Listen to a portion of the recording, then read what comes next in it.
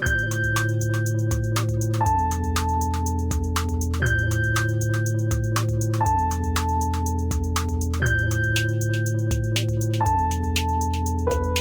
right, welcome back. This is The End of the World with Michael and Stu.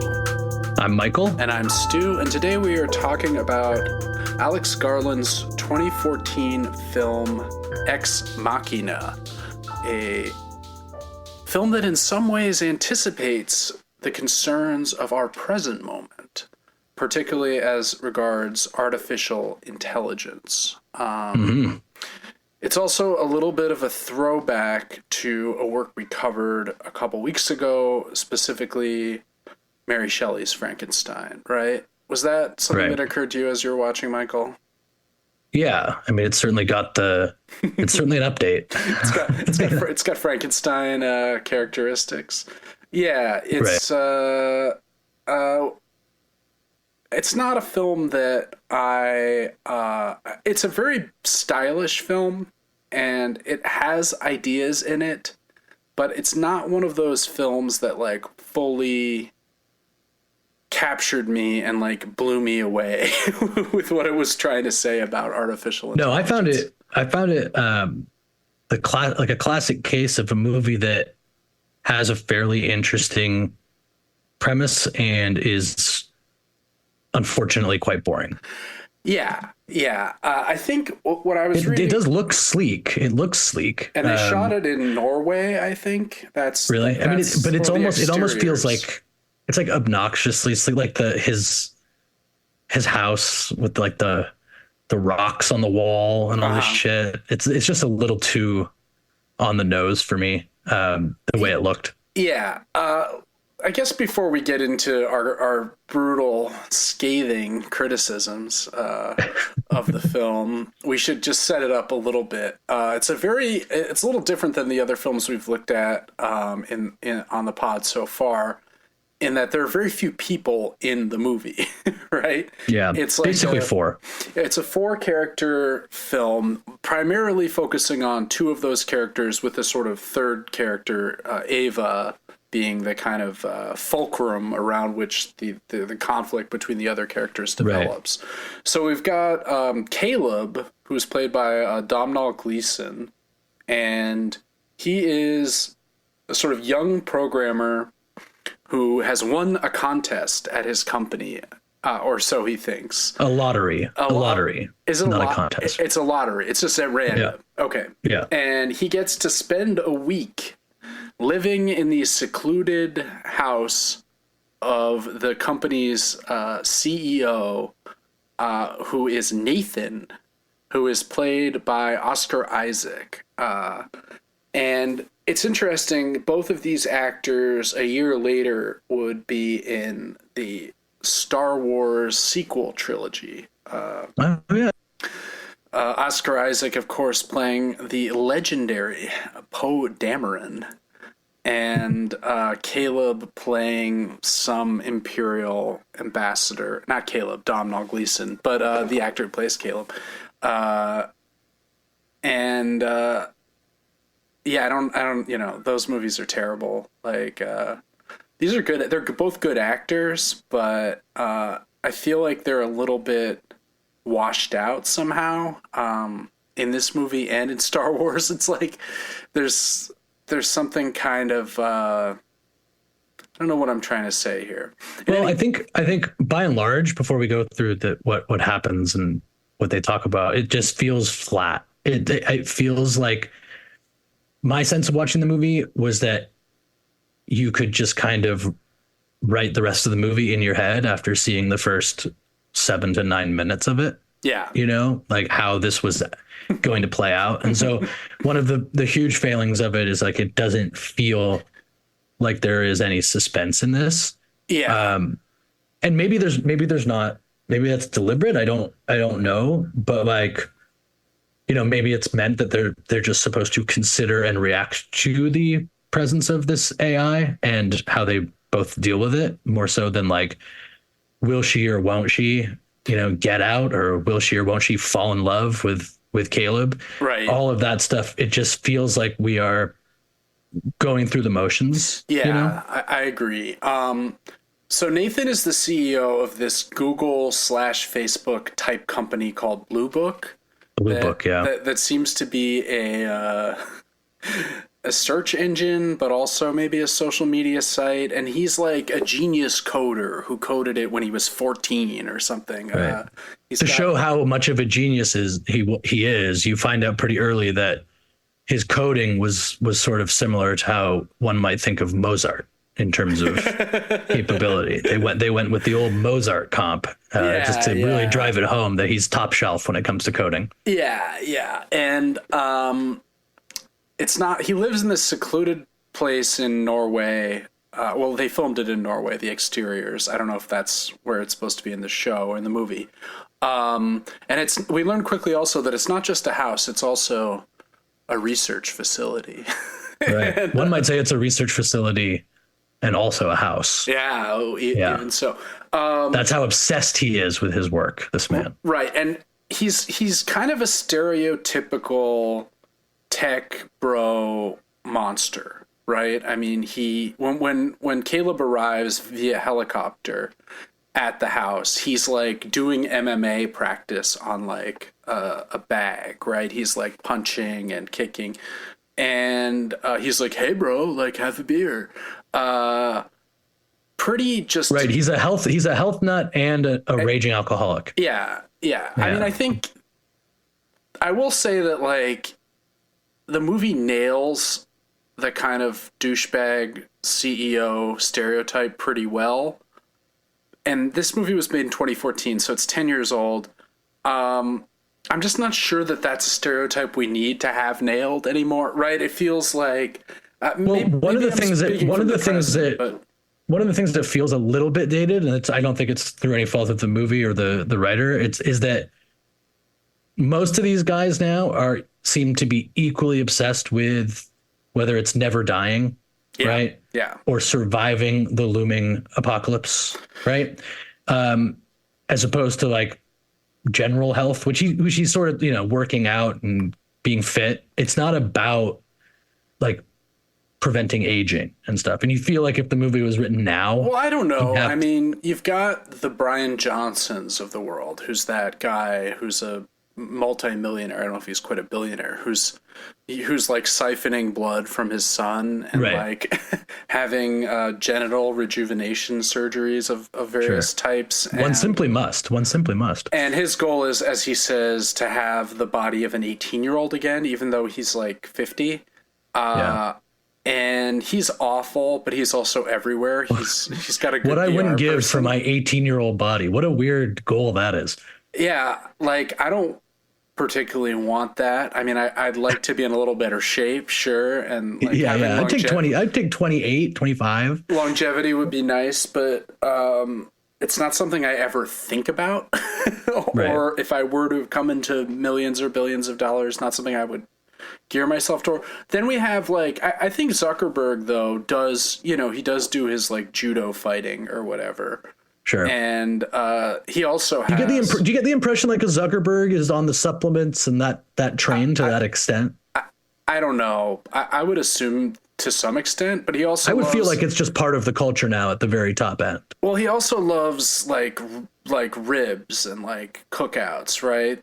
What's the sweet baby, the Sweet Baby Ray's? Like that clip. I think, the sort of downfall of Elon Musk has accomplished something like quite improbable in that it's made Zuckerberg seem like not that bad by comparison, which is, he's still very bad.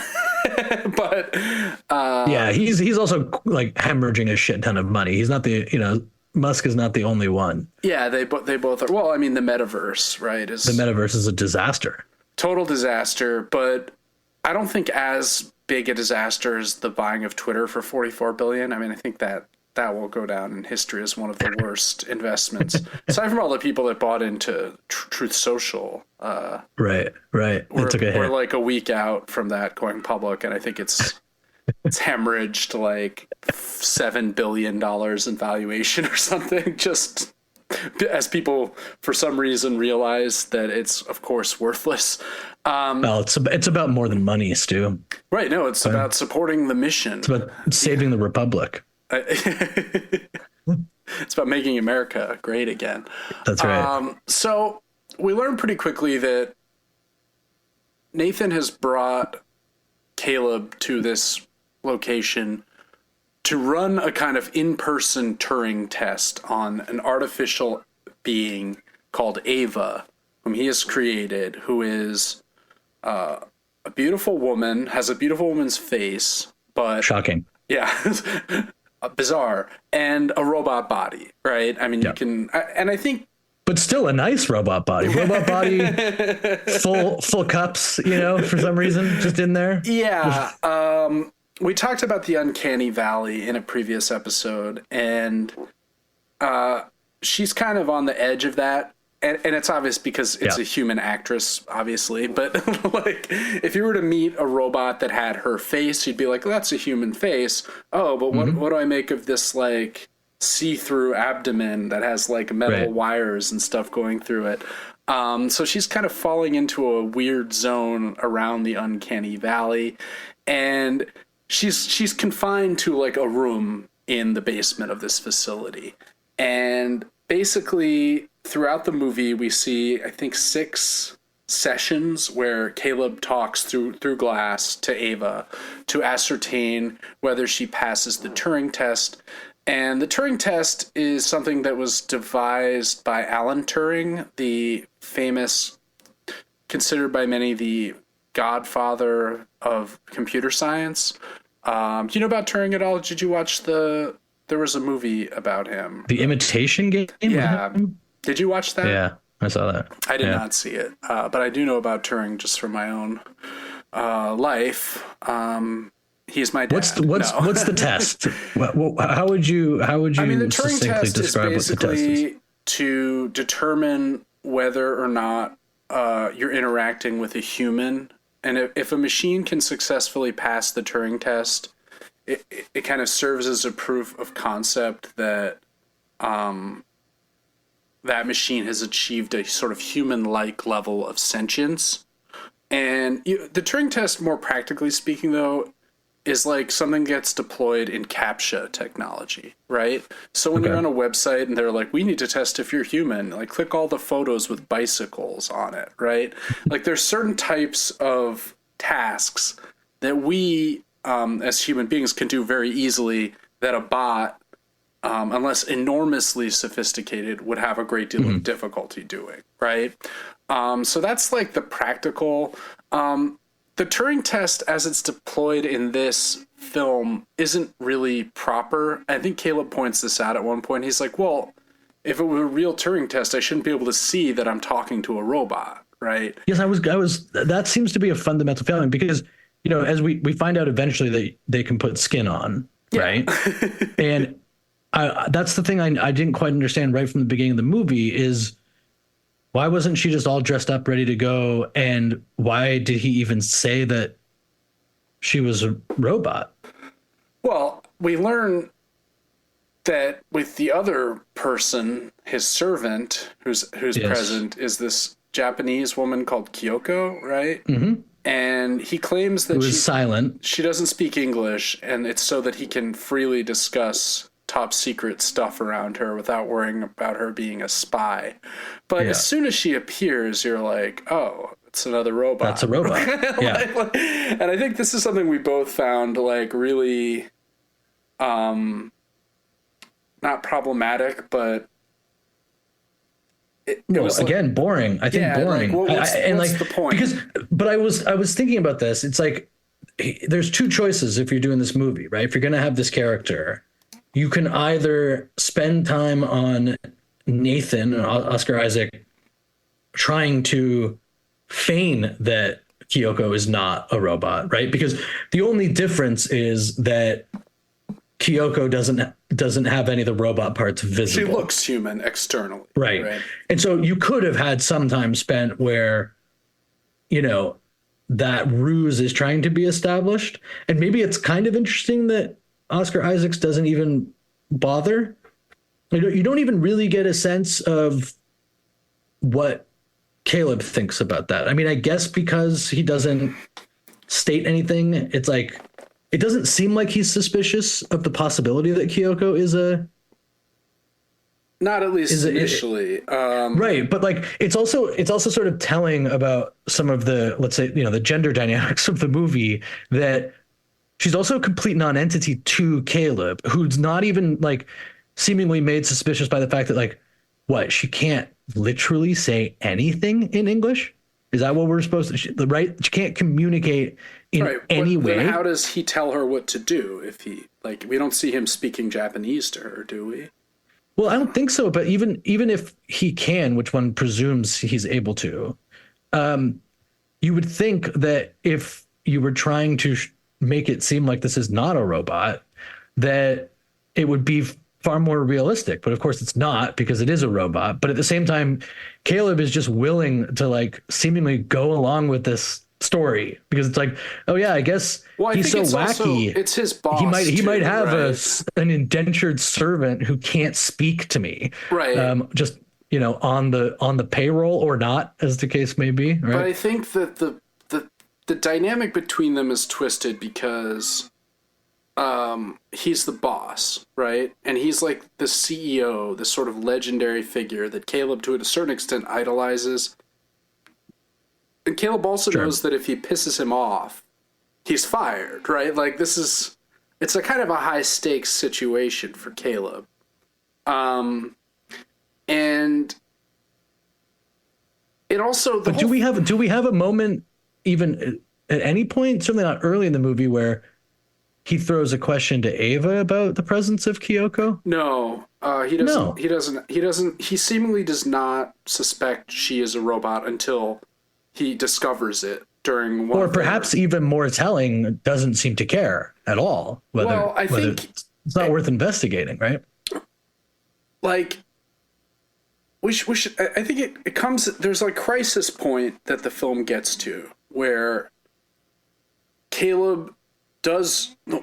It's like it's a couple days before he's about to leave, and they get totally wasted, and Nathan passes out. And I think it's during that there's a sort of where Kyoko reveals like she has a panel on her side, and this like generates such existential dread in Caleb that he starts to wonder if he is also a robot, right? And he has that moment where he's at the mirror and he's like cutting himself and bleeding profusely. And like feeling around to make sure there's no wires and stuff in there. Yeah, that didn't really hit for me. I didn't really see why that would be a possibility in his head. Yeah, I think that's the problem with the movie is like, I think we're meant to find that existential doubt that this situation has imparted on him, like really powerful and meaningful. But it doesn't feel like he's quite going mad enough throughout the movie, in a sense, to really feel like the cabin fever of the project and the isolation and the power dynamics would lead him to cutting himself open to see if he's a robot. It's just none of that seems to be warranted. That's right. It didn't feel earned to me, right? Yeah. So before that happens, though, he's talking with Ava, and he really likes her. She's very nice. She's, very pretty. She's attractive. She's naive. He's single. He's very single. And looking. Yeah, but open to a relationship with a person or machine. Or a robot after talking to them for 18 minutes. And he says this thing to Nathan where he's like, well, if you've created a conscious machine, it's no longer the history of man. It's the history of gods.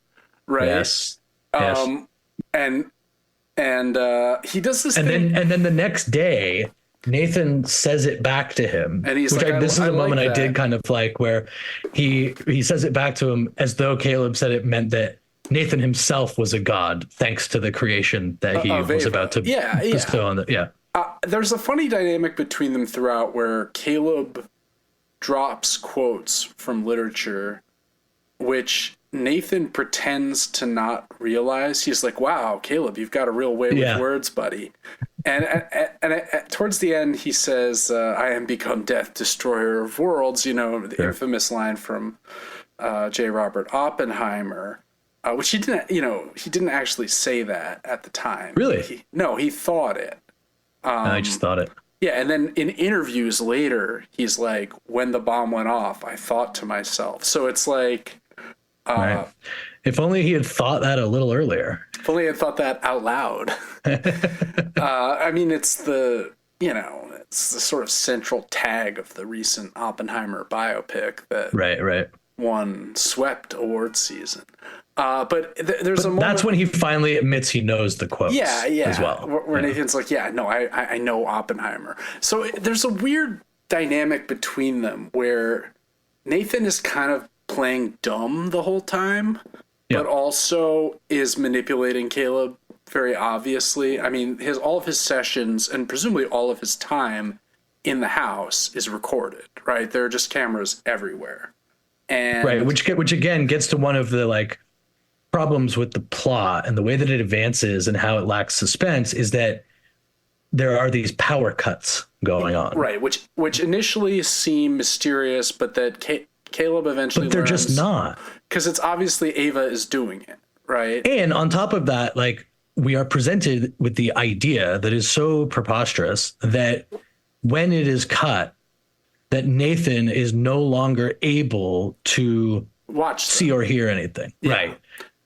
And the first time they don't even consider it. They really think that's the case. And then eventually the suspicions, I think either the first or second time Ava's like, don't trust Nathan. He's not your friend. Yeah. So she starts trying to sow this doubt about Nathan's intentions, which feels very obviously like something that Nathan would have her do. It doesn't feel authentic. And it also doesn't feel like, I think another one of the problems of the movie is that moment you're describing, it doesn't seem like Caleb entertains the possibilities, the various possibilities. Whereas if he used something like that to further spiral, so which one is it? Is it real? Is it not? And then if it is not real, is it that Nathan is doing it deliberately, or not? There are all these questions that could come into this that I feel would make the movie feel a little quicker, feel a little more desperate for Caleb than it does. And I think the possibility of Ava being a what is called a mechanical Turk. Are you familiar with the mechanical Turk? No. It's like this in the 1800s. There was this chess playing automaton that was really good at chess, and people were like, oh my God, you've built a robot that can play chess. Turns out there was a guy, a dwarf, a little person, who was hiding in the... No. Yeah, and it was controlling it. So it's a term that comes up again because with large language models and the kind of AI stuff we're seeing now, oftentimes things aren't quite as fully autonomous as the creators or whoever's selling, the OpenAI, right? So OpenAI has all these scores of lowly paid workers in India who are constantly fine tuning the language, answers, right? So that, in other words, it seems it's this miraculous new software that can just have a conversation and seems like a real person. And in fact, there's a lot more direct human input. So one thing that Caleb doesn't suspect is that maybe Nathan is just writing a script that Ava's right. Feeding lines. Yeah, exactly. Could be having the conversation for all Caleb knows. Exactly. And because we suspect almost immediately. I mean, Nathan is a bad guy. He is not being honest with Caleb. Who's very naive, but even Caleb gets that pretty quickly. Yeah. And as their time together grows, he comes to really hate Nathan, and correctly so. I mean, Nathan is horrible. And there's a lot of weird stuff. Like, why does he give the robot sexuality? That's a question he asked Nathan. He's like, why does she have sexuality? She's like, she says she wants to go on a date with me. Like, and the explanation feels less like it is grounded in AI. All life has sexuality. Right. And, it felt that section more that was like, we need to find out if what we want to know is if she likes you, or is she capable of pretending to like you, or something like that. Right. And it's like, that sequence felt more like the filmmaker needed to put that in to justify having the AI be this beautiful woman, right? As opposed to actually contributing anything to the science itself, really. It's a reflection on like the uses tech bros imagine for systems like oh yeah.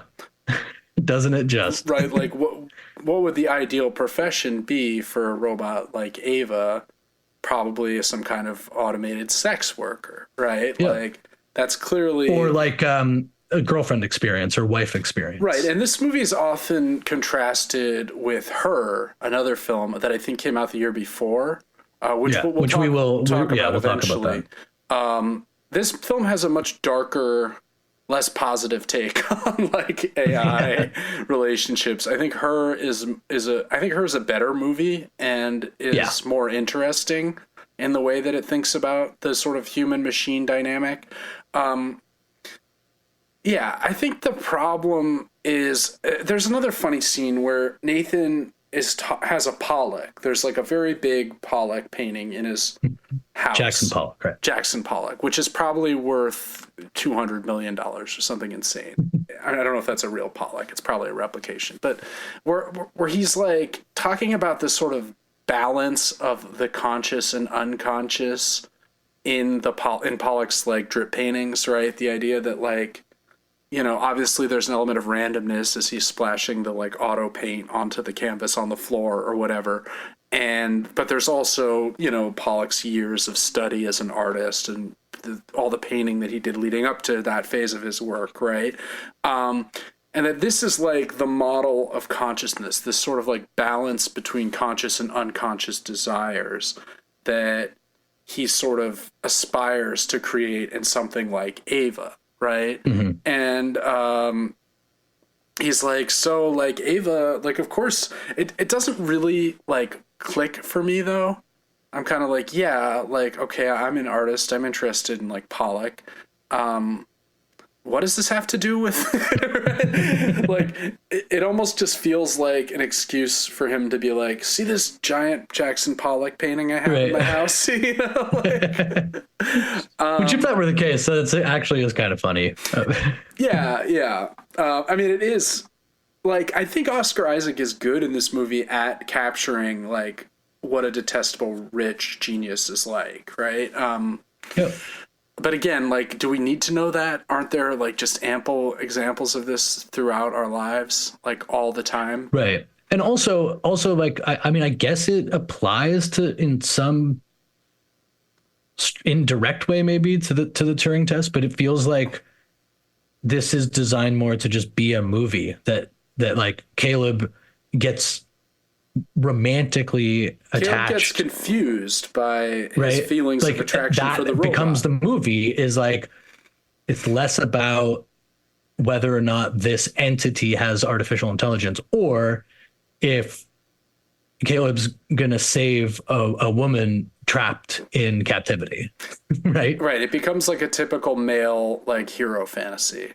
Right. I mean, it is damsel who's trapped in the castle. That's right. And so it is interesting in the way that, like you said at the beginning of this, the movie is primarily about these two men, and the woman being Ava is the fulcrum around which their relationship develops. Yeah. And then you have the subservient Kyoko, and in that sense, it is at least a little bit interesting if this is an imagination of how a tech bro may turn this technology into this rather banal but very troubling use of sexualizing artificial intelligence, whether it's to like something as simple as like marketing these entities to single, lonely tech bros like Caleb or whatever, right? And so the nature of their dependence on their creator Nathan and the way that he treats them is a little bit interesting. It's just that it takes over the movie such that like the actual considerations that you think you're going to get into at the beginning of the movie don't really get dealt with in any meaningful way. And so now it's like a caper movie. How do I get her out of here? Right.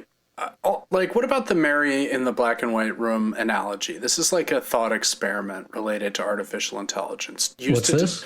It's something that Nathan and Caleb talk about, where like Mary in the black and white room, Mary is like an expert in color.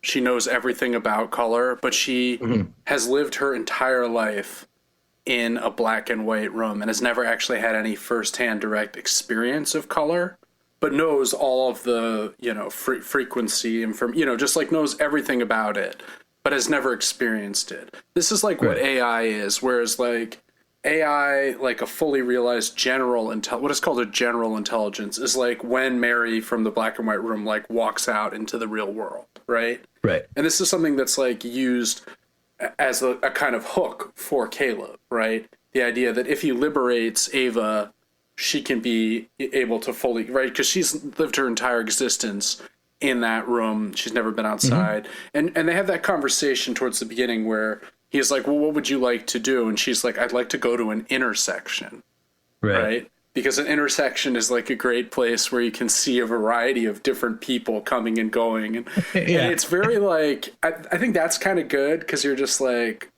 okay, yeah, right? Like there's like nothing to it, but it does seem like something a machine might say. Like, sure. So he has this fantasy of like, he starts to fantasize when he's away from Ava about Ava. We also see that like Nathan is hooking up with Kyoko, right? And like Kyoko's clearly subservient beyond just being a servant. And we get that like ham-handed, they like the way that they like put in the fact that like, oh, by the way, you can fuck them. Right. Not only do they look like a woman, just so you know, she has all the parts down there. I'm not sure why we would need to know this, but just so you know, just FYI. I think he called it like a zone. He's like, there's a zone down there, And the best part about it is like, again, the sort of illustration of the like broiness of the whole thing, where he's like, oh, I set it up so that there's sensors there. So if you do have sex with her, she will enjoy it, because famously all women enjoy sex no matter what because of the sensors that are down in the appropriate area. Like, what a fucking hilarious approach. Yeah. There's also a threat of Ava's destruction, right? Where he's like, well, remember, Ava's just like model TX516, like 517's coming around the corner. And well, he doesn't introduce this idea, of course, until Caleb has developed a bit of a connection with Ava. It comes in later because she is presented as, if this is it, this is it, right? You also don't really like get any idea of the history of it. You don't know if Caleb is the first test subject. None of that is like explained. This has all happened before. Well, eventually when Nathan gets wasted, Caleb does find a sort of stash of tapes that reveal the fact that Kyoko can talk. It shows him talking to her. It shows him training her. It sort of reveals, but we don't ever see anyone else. It seems like, at least from the information we have available, that Caleb is the first outsider to undergo this, but that there's all this background he's not been informed about at all, and that this Kyoko character has like just been completely like, he also discovers a room full of like skins, which makes the whole thing feel like a sort of robot sex dungeon or something, right? Like where he's just like, oh, I feel like I'd like to have sex with this type of person today, like put this skin on. Well, and that's sort of what part of what accelerates Caleb's hatred of Nathan, which is that it seems as though in Caleb's estimation, whether or not this is true AI, right? He gathers that at the least Nathan has created a replica of female of the species that is capable of being in pain and emotionally affected and feeling captivity and feeling, or at least pretending to, right? I mean, that's something that keeps coming up, is like this Ava has convinced Caleb that this is right. The case. What I'm saying is that like Caleb, right? That's and right. In that way, Caleb she's passed the has Turing test, because right. And so these tapes, because it feels real to him, make him feel as though Nathan is truly like a serial killer, a monster. Yeah. Right. And in this ties into a lot of tropes about the Gothic in like 18th and 19th century literature. In Gothic novels, there's often a woman, a female character who's innocent, who's been kidnapped by a sort of rapacious monster and kept confined in a room and needs to be rescued. Often they're writing letters out that are somehow, snuck through the bars or whatever. And the novel is presented in the form of their letters to their would-be savior, right? Right. This comes up in Pamela and Clarissa, and then is sort of heightened by later Gothic tropes. So this is really tying in, and this is kind of where the connection to Frankenstein comes back a little bit, right? Of course. But it's quite a different story than Frankenstein, in as much as, for the one thing, the gender difference seems important.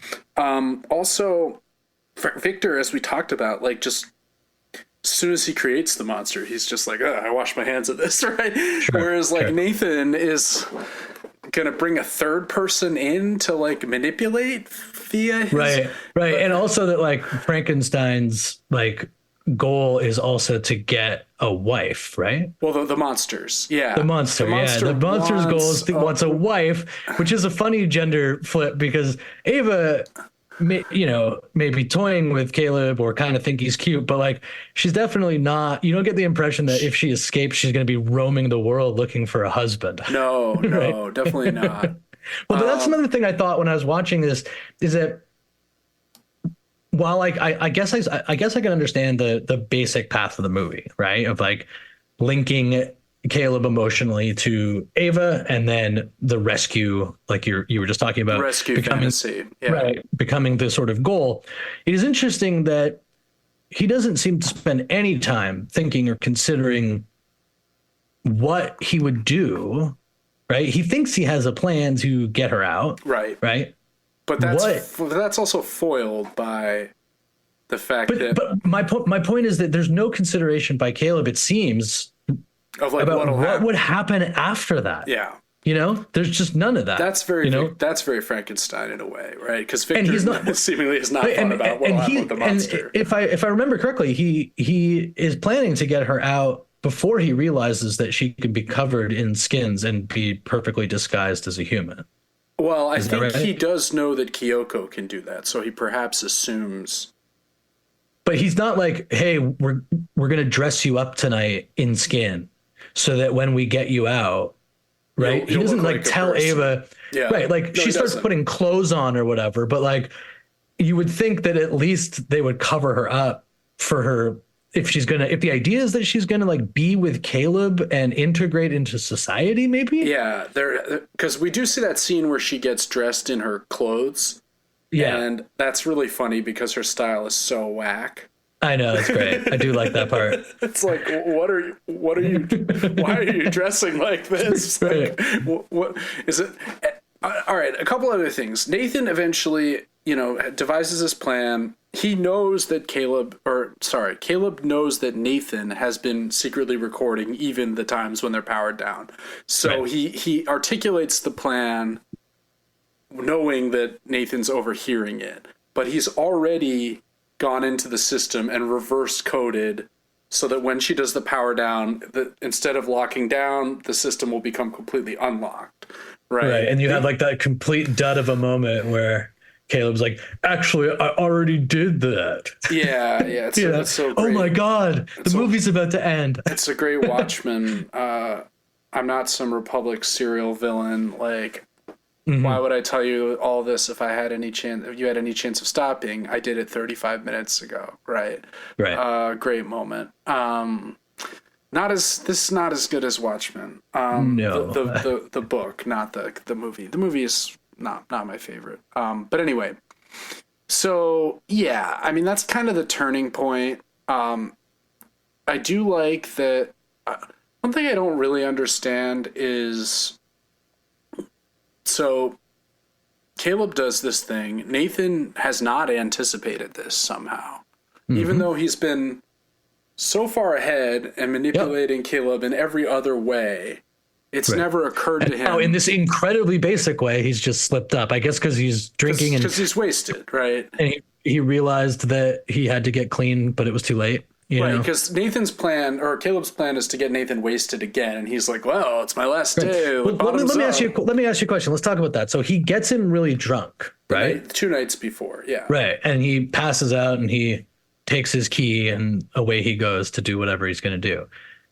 There's a world in a more interesting movie, or did I just miss this? That like you would think that Nathan, would maybe have been doing that on purpose, right? Yeah. I mean, but I guess he's not, right? Because it does work. This is one of the big problems of the movie, which is that we have this guy who's evil and who's plotting and who's manipulating Caleb. He's even built Ava, we come to realize, based on like Caleb's sex term searches through the search which is also engine. Really funny. It's a great example of how much faith the tech community has in things like search engines to reveal some sort of essential nature of a person. And he even says, he's like, it's dated. Not even like, of all the profile information that could help build out Caleb's reaction to this, what gets focused on is like, wait, so you looked through my porn searches? And it's like, I don't get that part. It's like, what would the porn searches be exactly? Well, I think probably like preferences for, maybe that's why she's wearing the outfit she's wearing. That's so weird. Like, I mean, that'd be a weird search term to throw into a porn, like quirky, offbeat outfit. Enter. Who's ever put that into a porn search? Like, I'm just thinking about even the most generic porn searches. Yeah. Right. Because it's not. Maybe it's more that like she didn't manipulate him with certain sex acts. Right. That's true. And like. Right, because that tends to be a focus of that kind of search. Like, there's like a typically, yeah. There's a focus on. He's like, her face is just a composite of all my like most looked at videos, isn't it? And Nathan's kind of like, bro, like, can you blame me? Like, porn famously searched for. I'm a face guy when it comes to my porn. I'm primarily interested in the face. He's part of that 1% demographic. Another thing, like, he's also tricked Nathan by saying, or Nathan's tricked Caleb. I keep screwing up their names. I'm sorry, I can't focus on this. Nathan is the evil tech guy. I know. He says, I got you. It wasn't a random lottery, actually. I picked you because you're the best coder in my whole company. And then later he's like, actually, I picked you because you're single. Yeah. You're this. You're and you're you know what? You're a decent coder, but you're not guy. The best. You're not like a moral monster. Right. This is a great example of and we've dealt with this with some of the other stuff that we didn't like so much. I wonder, having just done 3 Body Problem, where we commented on how much they were sort of like shoving down the throat of the viewer in 8 episodes. This feels similar to me in the sense of like, I wonder if this would be a better limited series. If there were a little bit more time to like get into the specifics of what's going on. Because, for example, this is obviously a big deal for Nathan, right? Yeah. I mean, like, he is doing a test. It's not. He seems to have real goals to find out if he has created. But we don't ever really learn what those are because we definitely don't learn those. He gets killed by his Frankensteins, right? Then it seems as though on the last day he's able to go, I woke up today, Caleb, and I said, I've been overdoing it with the drinking. I should probably just get mineral water and brown rice or something like that. Yeah. And you're like, you couldn't have done that for the whole week. Like, you're telling me that, like, you've been waiting for this, you've been designing this your whole fucking life. Right, like, and why you're was you're being wasted such an integral part of the plan and to so like then, trick this guy? Right. And so there's all these integral parts of the story that just get rushed through. So, for example, I think that what they're trying to like portray is that he can't stop drinking even at this essential moment. And in fact, he needs to drink more than ever. They have that one scene where when he's so drunk and he's like a good man we remember by his good deeds, or a man will remember by his good deeds. He's like, they're trying to show, I think, that he's so actually nervous and anxious and worried about what he's doing and the implications to come if he unleashes AI on the world. But it's just done in 45 seconds. It's like, there's no real build There's up no to sense it. that he has any like awareness of the potential consequences. Right. Of what And he's so doing. you feel like with more time, you could build out a character I think who with a movie like this, he deliberately set out to make it on a small budget, right? That's why there's so few actors. That's why they're like, he didn't like this is like a personal thing that he became obsessed with, right? And what I read is that during the filming of Dread, his 2011 film, he had some kind of vision for this and took a bunch of notes and then talked with a lot of people, read people like Bostrom and some of the other pioneers of Ray Kurzweil. Do you know Kurzweil at all? Yeah, he's like Singularity guy. Exactly, right? He's like the pioneer of like this not dying, of these tech guys' obsession with not dying, right? Yeah. And he talked to a bunch of people, most of whom were like, and like, you know, we were talking a little before recording about Bostrom, who's like another one of these like mainstream AI theorists / like, he was saying his big thing is like general intelligence. If we ever create general intelligence that surpasses that of humanity, it has like a very real chance of being like an extinction event for mankind, right? I mean, that seems fair because we have our level of intelligence and we seem to have presented ourselves with a pretty good chance for an extinction event. We seem pretty determined to bring that about. But a lot of people, you know, are worried about this. People like Elon Musk, you know, idiots are really worried about this. Brain dead people like Stephen Hawking are worried about this. R.I.P.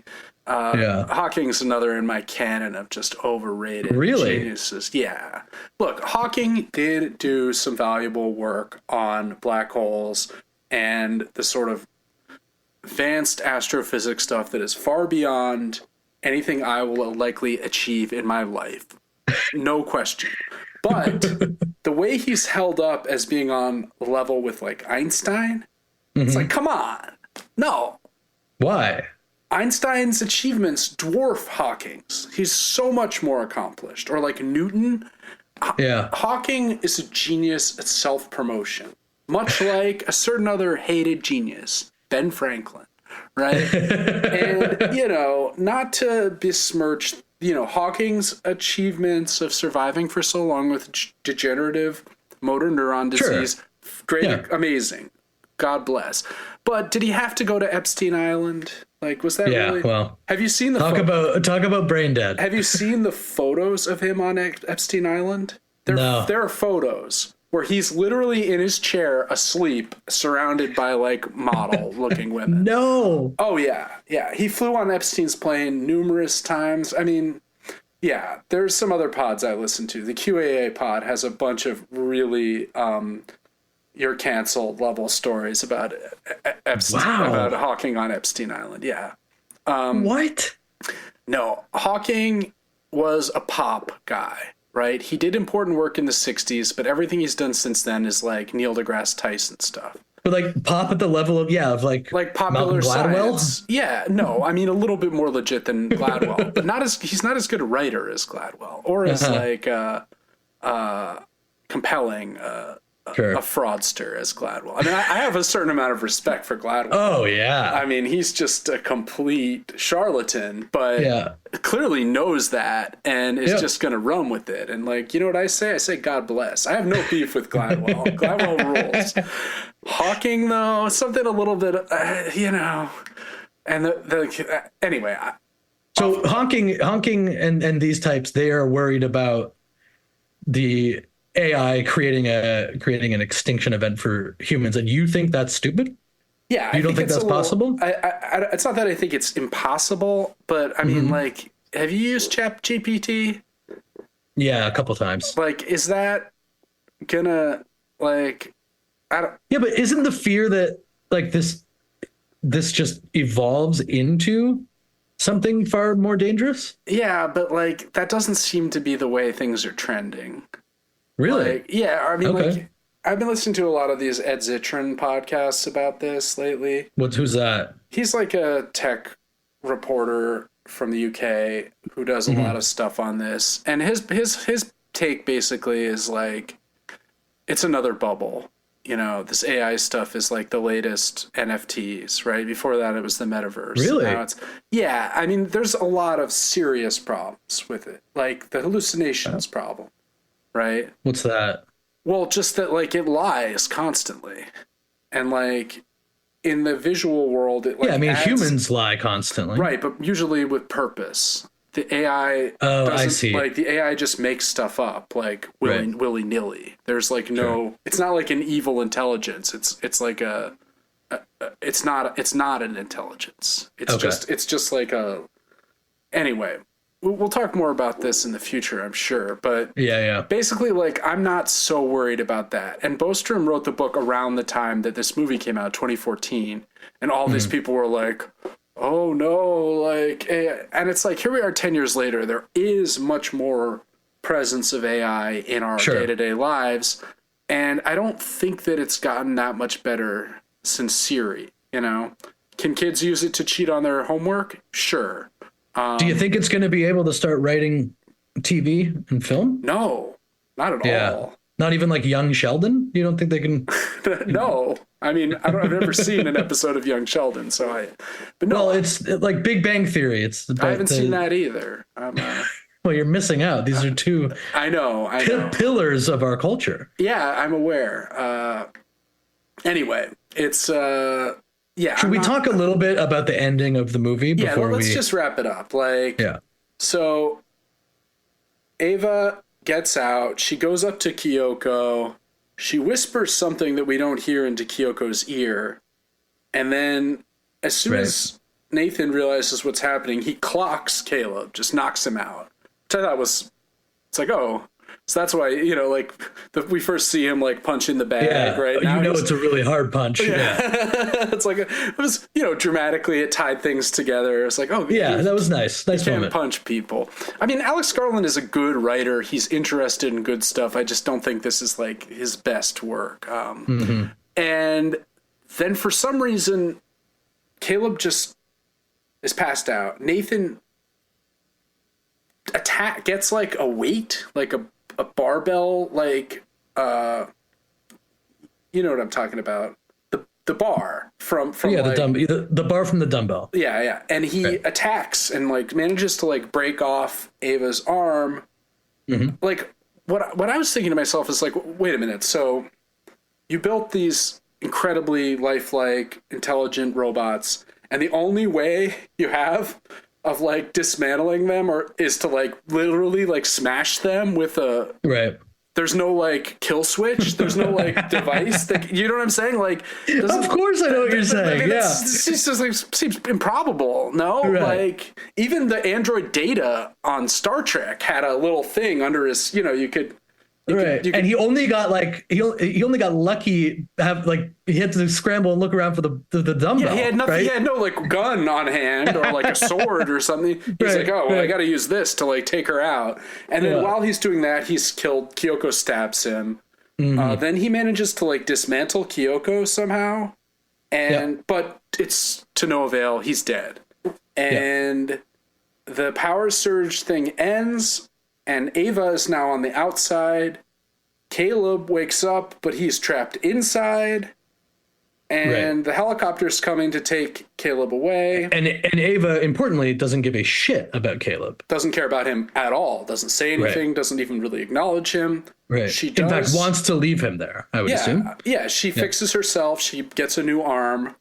And she gets bit of skin. Puts a skin on. She's a normal person. Helicopter comes. She gets on. And the last scene we see is of her at an intersection. Her dream has come true. And so she gets on, and the helicopter pilot, what do you think? He was just this is oh, weird. I guess he had some girl here, whatever.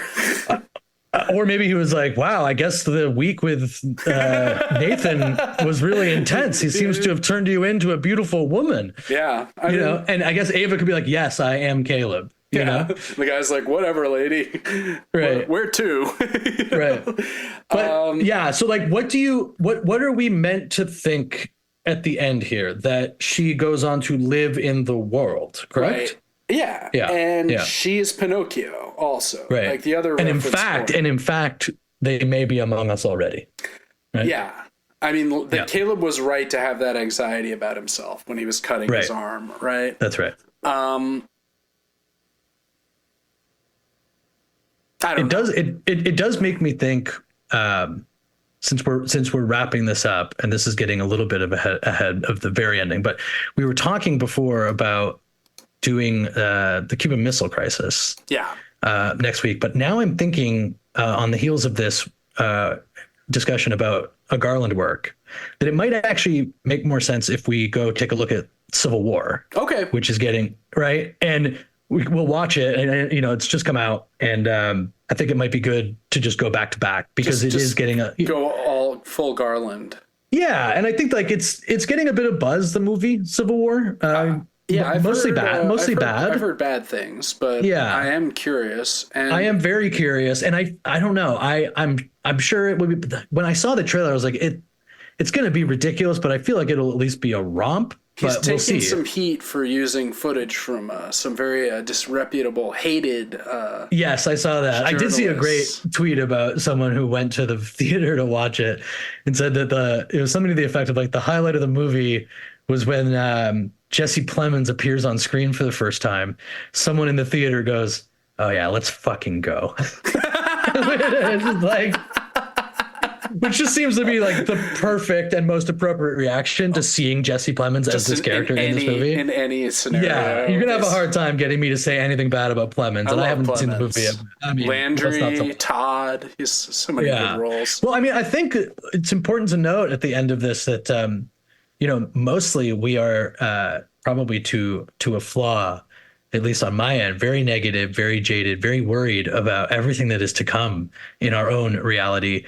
But this episode felt like it took a bit of an optimistic turn with your assurances that AI may not in fact not that soon. I mean, maybe someday. Right, but we'll be long gone unless we get on the Kurzweil train. I don't think Skynet, unless we start freezing ourselves like the guy with the monkey in Three Body and Ted Problems. Williams. Oh yeah, Ted Williams, R.I.P.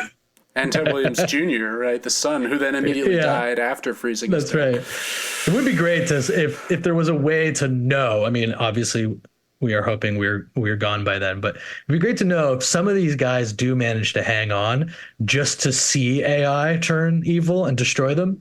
That'd be kind of like a fitting way for all of this to end. Like, what was the guy's name you're talking about? Brian Johnson, is that right? Oh yeah. The guy who wants to be an 18-year-old again. Yeah, like there's something really appealing about him getting his comeuppance, making it to like 175, but the way he actually gets like felled is by the work of some other obnoxious tech guy who's created an AI that then creates an extinction event. But that'd be kind of a nice cap on this whole fucking project that we seem to have embarked upon.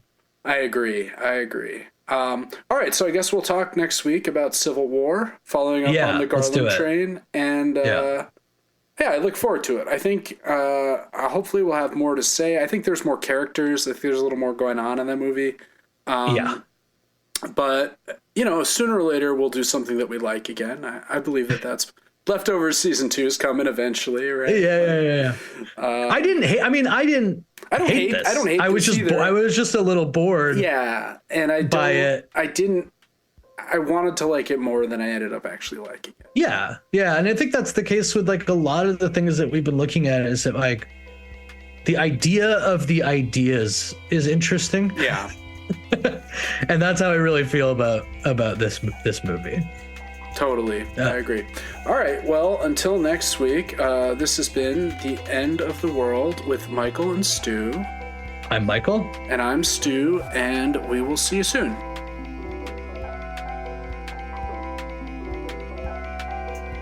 All right, thanks for listening, guys. Just a reminder to follow us on Instagram at endoftheworldwms. And you want to go ahead and, anything you can do, like, subscribe, review, any type of ratings that we can grab from you on things like Spotify, Apple Podcast, YouTube. Tell a friend. We're always looking to expand our listener base. Also, you can check out live recordings of us on YouTube. Yeah, at The End of the World with Michael and Stu YouTube channel, where all the episodes, you'll get to see our smiling faces as we talk about the impending doom. And if you want to be a deer, if you do head to YouTube, maybe hop on that three-body problem episode and try to counteract the troubling amount of downvotes we're getting for our scathing critique. People can't see the downvotes. Only we know about that. Why did you tell them, Michael? God damn it. We're getting so many. I thought you could see them. That's really nice that they don't let you let people see them. Well, but they're coming at us. Yeah, they're coming. The three-body problem stands are coming for us. So also, we're up to 3 subscribers on YouTube, so if anyone wants to join that group, we'd welcome you with open arms. All right. See you next week, guys.